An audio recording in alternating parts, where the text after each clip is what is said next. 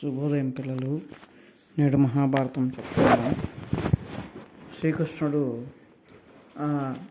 ఇంద్రప్రస్థపురం నుంచి పాండవుల నుంచి అనుమతితో తన ద్వారకా నగరానికి వెళ్ళడం జరిగింది. ఆ తర్వాత అర్జునుడు ఈ రాజసూయ యాగంలో భాగంగా దిగ్విజయ యాత్రకు బయలుదేరాడు. ఆ అర్జునుడు ధనాగారం నింపే తలంపుతో ధర్మరాజు అనుమతి తీసుకొని ఈ దిగ్విజయ యాత్రకు బయలుదేరి వెళ్ళాడు. అనేక రాజన్యులను జయించి ఆ రాజ్యాలను వశపరుచుకున్నాడు. ఉత్తర దిశ యావత్తు అనేక రత్నరాశులు తెచ్చి ధనుంజయ నామం సార్థకం చేసుకున్నటువంటి వాడు అర్జునుడు. అలానే భీముడు తూర్పు దిక్కుకు వెళ్ళి అక్కడ ఉన్నటువంటి అనేక మంది రాజన్యులను జయించి ఆ జయించుతూ కూడా చేతి దేశాధిపతి అయినటువంటి శిశుపాలుని చేరి 13 రోజులు ఆతిథ్యం స్వీకరించాడు. ఆ శిశుపాలుని దగ్గర అక్కడి నుంచి అనేక రాజ్యాలు జయించి అనేక మణిమయ రత్నరాశులను ఇంద్రప్రస్థం చేర్చాడు. సహదేవుడు దక్షిణ దిశగా బయలుదేరి భీముని యొక్క కుమారుడైనటువంటి ఘటోత్కచుని పిలిచి లంకకు పంపించి ఆ సమయంలో లంకను పరిపాలించే రాజు వద్ద అనేక ధన కనక వస్తువాహనాలను పొందాడు. అనేక మంది రాజులను కూడా జయించాడు. నకులుడు పశ్చిమ దిశగా బయలుదేరి అనేక మంది రాజన్యులను జయించి వారిని సామంతులుగా చేసి లెక్కించడానికి శక్యం కాకుండా ఉన్నటువంటి అనేక వేల ఏనుగులపైన మోసుకు వచ్చిన ధనము కనకము వస్తువులతో ఆ ఇంద్రప్రస్థం చేరాడు. శ్రీకృష్ణుడు చెప్పినటువంటి ముహూర్తంలో ధర్మరాజు రాజసూయ యాగం నిర్వర్తించమని ప్రోత్సహించాడు. నకులుడు స్వయంగా హస్తినాపురానికి వెళ్ళి భీష్ముడు, ద్రోణుడు, కృపాచార్యులు, అశ్వత్థామ, విదుర, సుయోధనులను అందరినీ సపరివారంగా తొడుక్కొని వచ్చాడు ఈ యాగానికి. ఈ లోకంలో ఉన్నటువంటి రాజన్యులందరూ కూడా విచ్చేశారు. వ్యాసమహర్షి వారే బ్రహ్మగా, ధనుంజయ గోత్రికులైన విప్రులు సామగానానికి, యజ్ఞవల్కుడు అధర్వునిగా, దౌమ్య సహితుడైన పైలుడు ఆ కార్యానికి హతగా, అతని కుమారుడు శిష్యులు ఉపహతులుగా నియమింపబడ్డారు. రాజులను సన్మానించడం సంజయుడు, బ్రాహ్మణ సత్కార బాధ్యతలు అశ్వత్థామ, భక్ష భోజనాదులను దుశ్శాసనుడు, కార్యక్రమ నిర్వహణను భీష్ముల వారు, కనకరత్నములు అందుకోవడం పంచిపెట్టడం కృపాచార్యులు, ధనం వ్యయం చేయడానికి విదురుడు, కానుకలను స్వీకరించడం కోసం దుర్యోధనులు, వీరంతా కూడా బాధ్యతలను పంచుకున్నారు. ఆ వస్తున్నటువంటి బ్రాహ్మణుల యొక్క పాదాలు కడిగి వారి పాదోదకమును శిరస్సున చెల్లుకుంటూ కృష్ణుడు ఉన్నాడు. యజ్ఞం వైభవోపేతంగా ప్రారంభమైంది, జరుగుతూ ఉంది. భీష్ముల వారు ధర్మరాజుతో ఇలా అన్నాడు: నాయన, ఈ రాజులు అనేక కష్టాలు కోర్చి నీ కోసం వచ్చారు. అందరికీ కూడా ఆర్ఘ్యం ఇవ్వాలి. ఎవరు అందరికంటే మిన్న అయితే వారికి ఆర్ఘ్యం ఇవ్వు అని తెలియజేశాడు. అందుకు ధర్మరాజు, అందరిలో అధికుడు ఎవరో చెప్పు తాత అని భీష్ముని అడిగాడు. అందుకు భీష్ముడు, అందరిలో గొప్పవాడు, అర్హుడు వసుదేవ తనయుడైనటువంటి శ్రీకృష్ణుడు ఒక్కడే అని తెలియజేశాడు. ఆ యొక్క భీష్ముని ఆజ్ఞను శిరసా వహించారు పాండవులు. ఇలా చేస్తూ ఉండగా శిశుపాలునికి అంగీకారం కాలేదు. వెంటనే లేచి, ఆహా, ఈ గొల్లవానికి ఎలా అర్హత కలిగించారు? అతడేమైనా వయసులో పెద్దవాడా? ద్రుపదుని కంటే దగ్గర బంధువా? ద్రోణుని లాగా ఏమైనా ఆచార్యుడా? నీవు ధర్మాత్ముడు అని తలచి మేము పన్ను కట్టడానికి కూడా అంగీకరించాము, సామంతరాజుగా ఉన్నాము. రాజసత్కార సభలో ఛత్ర చామరలు లేని ఈ గొల్లవానికి ఆ ఆది ఆర్ఘ్యం ఇవ్వడం మాకు ఇష్టం లేదు అని ఆ కృష్ణుని పరిపరి విధాల దూషించసాగాడు శిశుపాలుడు. ఎంతమంది వారించినా వారిపైన మండిపడుతూ వచ్చాడు. ఆ సహించలేకుండా ఉన్నటువంటి సహదేవుడు లేచి, తొలి ఆర్ఘ్యం కృష్ణునికే, కాదంటే వారి శిరం పైన నా కాళ్ళు ఉంచగలనని కత్తి చేత ధరించగా పెద్దలందరూ కూడా ఆపుతూ ఆ శిశుపాలుని మరణం కృష్ణుని చేతిలో ఉందని తెలియజేశారు. శిశుపాలుడు లేచి ఆ పశుపాలుడైనటువంటి కృష్ణుని గురించి తెలుపుతున్నావా అని కృష్ణుని నిందించసాగాడు. భీష్ముడు లేచి, ఓ రాజన్యులారా, శిశుపాల, శ్రద్ధగా వినండి. మేము పూజించే శ్రీకృష్ణుని భగవంతునిగా నమ్ముతున్నాము. మీలో చావు మూడిన వారు ఎవరో త్వరగా తెలుసుకొని ఆ కృష్ణునితో తలపడండి అని తెలియజేశాడు. ఆ మాటలకు కోపోద్రిక్తుడైనటువంటి వాడు శిశుపాలుడు మరింతగా శ్రీకృష్ణుని నిందించసాగాడు. కృష్ణుడు అప్పటి వరకు మౌనంగానే ఉన్నాడు. మెల్లగా లేచి శిశుపాలునితో ఇలా అన్నాడు, శిశుపాల, నీ యొక్క తప్పులు 100 వరకు క్షమించగలనని మీ తల్లిగారికి మాట ఇచ్చాను. 100 అయిపోయినాయి, ఇక మాట్లాడుకో అన్నాడు. అయినా నిందించుతున్న శిశుపాలునిపై కృష్ణుడు చక్రం ప్రయోగం చేయగా రెప్పపాటు కాలంలో విగతజీవుడై శిరస్సు ఖండింపబడి ఉండెను. కొంతమంది రాజులకు అసహనం కలిగినా పైకి ఏమీ అనలేకపోయారు. ఆ రాజసూయ యాగం దిగ్విజయంగా ముగియగానే శ్రీకృష్ణుడు ద్వారకా నగరానికి వెళ్ళాడు. దుర్యోధనాదులు కొంతకాలం ఇంద్రప్రస్థంలోనే ఉన్నారు. ఒకనాడు దుర్యోధనుడు మైసభను దర్శించడానికి బయలుదేరగా భీముడు, అర్జునుడు, నకులుడు, సహదేవులు ఆ మైసభ యొక్క విశేషాలను చెప్పడానికి ఆ యొక్క దుర్యోధను వెంట వచ్చారు. అక్కడ సుయోధనుడికి అవమానం కలగగా భీముడు గుడ్డ నోటిపై అడ్డం పెట్టుకొని నవ్వాడు. దుర్యోధని యొక్క మనస్సు అగ్నిపర్వతమైంది. ఆ సభలో శూన్య ప్రదేశాన్ని చూసి తలుపు ఉందని భ్రమపడి దుర్యోధనుడు తానే తూలి ముందుకు పడగా ఆ సమయాన అక్కడికి వచ్చినటువంటి ద్రౌపదీదేవి చూసి చిరునవ్వు నవ్వగా ప్రక్కన ఉన్నటువంటి ద్రౌపదీదేవి దాసిజనం కూడా నవ్వారు. దుర్యోధనుడు లేచి ఒళ్ళు తుడుచుకొని ఆ మాయా జలాశయం చూసి ఇది వరకులా ఇలాగానే ఉంటుందని భ్రమచంద్రాదని నిర్భయంగా నడిచి వెళ్ళాడు. చూశారా నా యొక్క తెలివితేటలు అంటూ అనే విధంగా దుర్యోధన నడుస్తూ ఆ పాండవుల వైపు చూస్తూ నడవసాగాడు. అలా కొంత దూరం ముందుకెళ్ళగానే ఇంతకు మునుపు ఎలా పడ్డాడు అలా ఆ మాయా జలాశయం చూసి అలాంటి జలాశయంలో పడిపోయాడు. కాలు జారిన దుర్యోధను చూసి భీముడు, అర్జునుడు, నకుల, సహదేవులు కూడా నవ్వారు. ఆ సమయంలో అక్కడికి వచ్చిన ద్రౌపదీదేవి నవ్వింది. సరిగ్గా అదే సమయానికి ధర్మరాజు వచ్చారు. ఆ ధర్మరాజును చూసి అందరూ నవ్వులు ఆపుకున్నారు. ధర్మరాజు త్వరగా దుర్యోధనుని వద్దకు వచ్చి చెయ్యి అందించి లేవతీశాడు. కానీ అతడు చెయ్యి అందుకోవడానికి తనకి ఇష్టపడక తానే లేవబోయి మరొక్కసారి పడి చివరికి ఏదో రూపంలో లేచాడు. ధర్మరాజు తన తమ్ములతో అన్నయ్యకి పొడి వస్త్రాలు ఇవ్వండి అన్న తర్వాత వారు శుభ్రమైన వస్త్రాలు ఇవ్వగా అవి దుర్యోధనుడు ధరించాడు. ఇక అక్కడ ఉండడం మనసు ఒప్పక అంగీకరించక దుర్యోధనుడు అక్కడి నుంచి హస్తినాపురానికి బయలుదేరి వెళ్ళాడు. హస్తినాపురానికి వచ్చిన తర్వాత దుర్యోధనుడు అశాంతిగా అన్యమనస్కుడు అయి ఉన్నాడు. ఆ మైసభ యొక్క సౌందర్యము గుర్తొచ్చి ఎంతో ఆనందపరచుడయ్యాడు. ఆశ్చర్యం చెందేవాడు. పరాభవానికి కలత కూడా చెందేవాడు. పాండవ రాజ్యలక్ష్మిని గురించి అసూయ చెందేవాడు. తనకు లేదనే వ్యధ చెందేవాడు. ఆహార పానీయాలపై ఆసక్తి చూపకుండా సిక్కి శల్యమవుతున్నటువంటి దుర్యోధన్ని చూసిన శకుని మెల్లగా సమీపించాడు. సమీపించి విషయాన్ని తెలుసుకున్నాడు. ఆ శకుడు దుర్యోధుని బుజ్జగించి ఓదార్చి, బల పరాక్రమాలలో మనం పాండవుల్ని ఏమీ చేయలేము.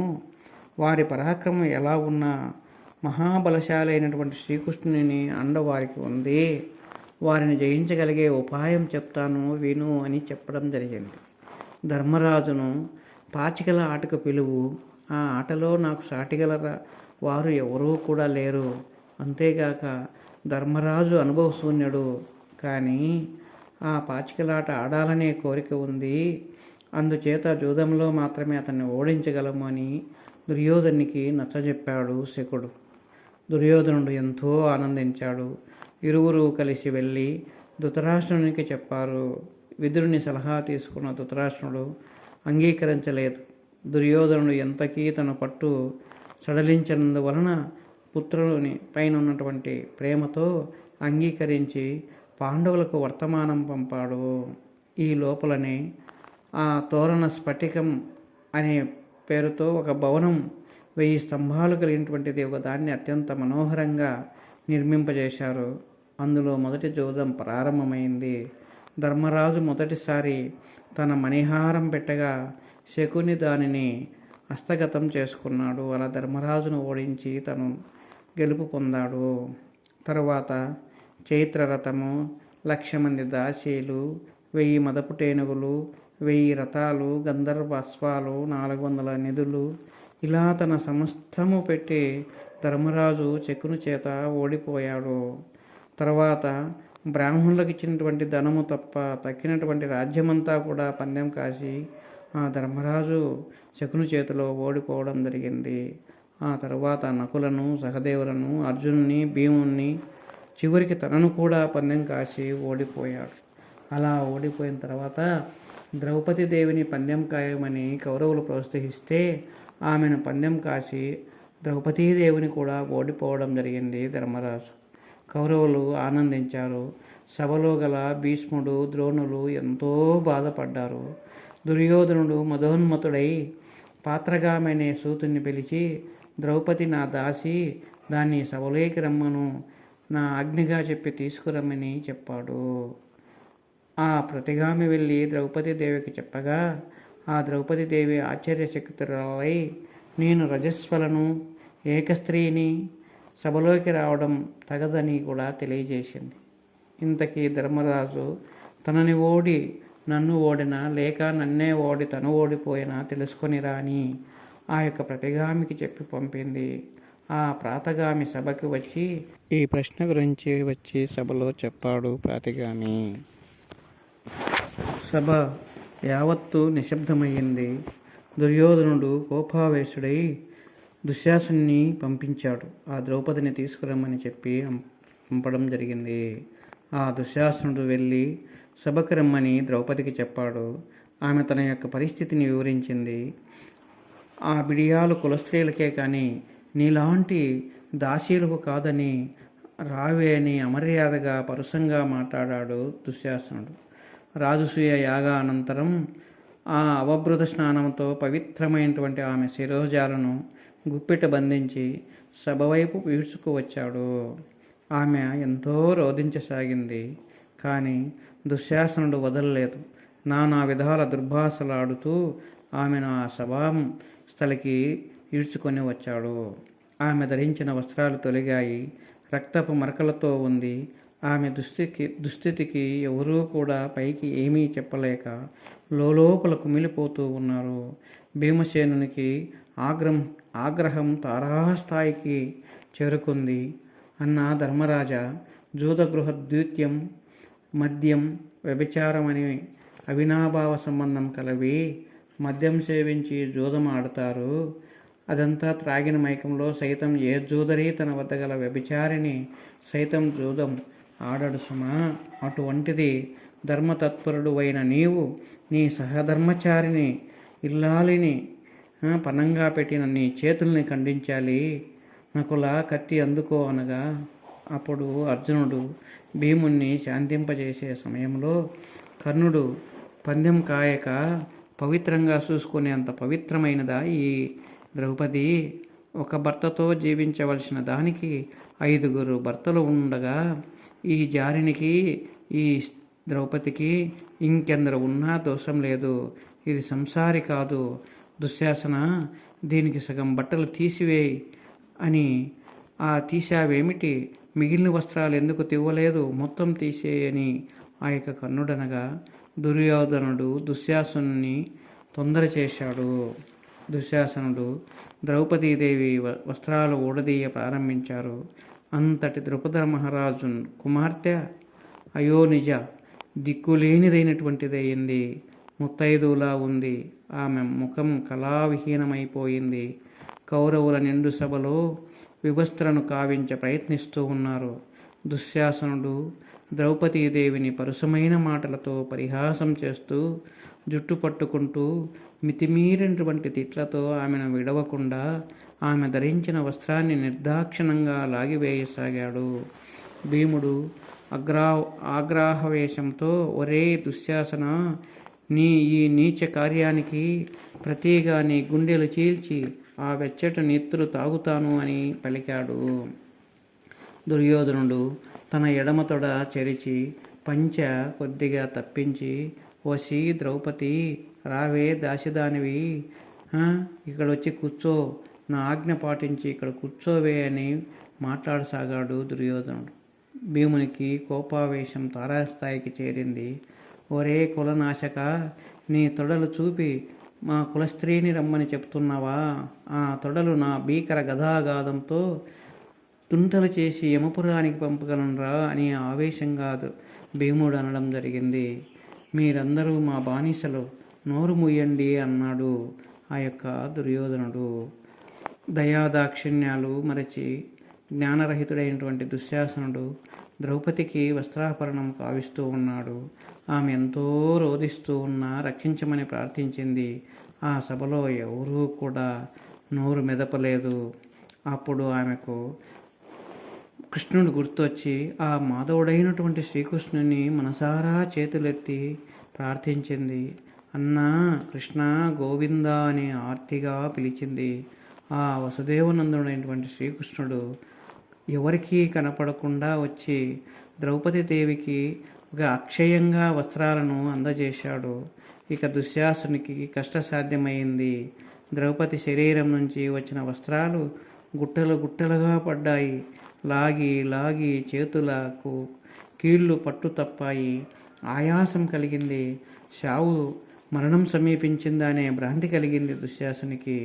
ఇదంతా గమనించిన విదురుడు ధృతరాష్ట్రునితో, నీ కులనాశనం జరిగే తరుణం ఆసన్నమైంది. అయోనిజ అయినటువంటి ద్రౌపదీదేవిని నీ కుమారులు అవమానిస్తున్నారు. ఆ అవమానానికి ప్రతిగా నాశనం కాగలరు అని చెబుతూ జరిగిన విషయమంతా కూడా వివరంగా తెలియజేశాడు.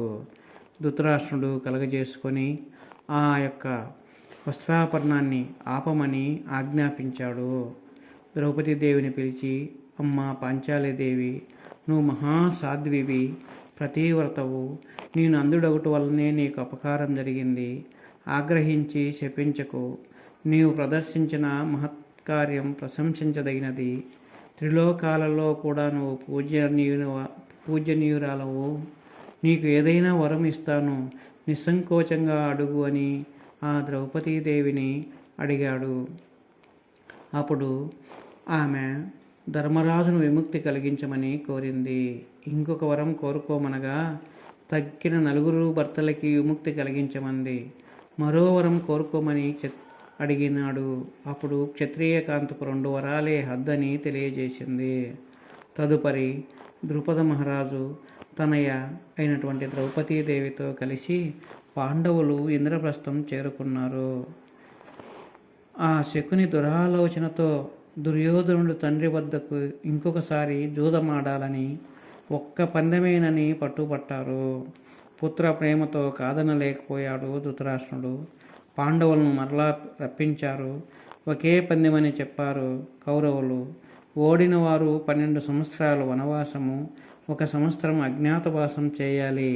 అజ్ఞాతవాస సమయంలో కనుక గుర్తు దొరికితే మరలా 12 సంవత్సరాల వనవాసము, 1 సంవత్సరం అజ్ఞాతవాసం చేయాలని అక్కడ నిబంధనలు చేసుకున్నారు.